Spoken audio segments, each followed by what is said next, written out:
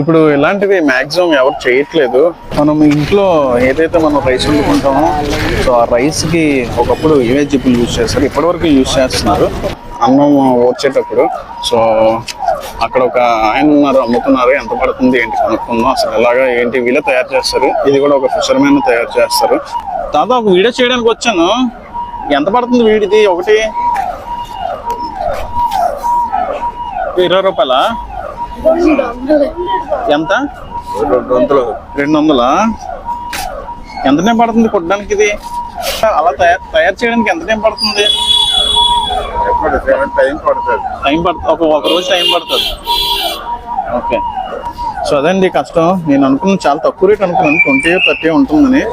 But ఆ కష్టం చూడండి, మొత్తం అదంతా రెడీ చేయడానికి ఒక 1 or 2 days టైం పట్టేస్తుంది. మరిన్ని ఇలాంటి వీడియోస్ కోసం మన ఫిషర్ మ్యాన్స్ కల్చర్ ఛానల్ని సబ్స్క్రైబ్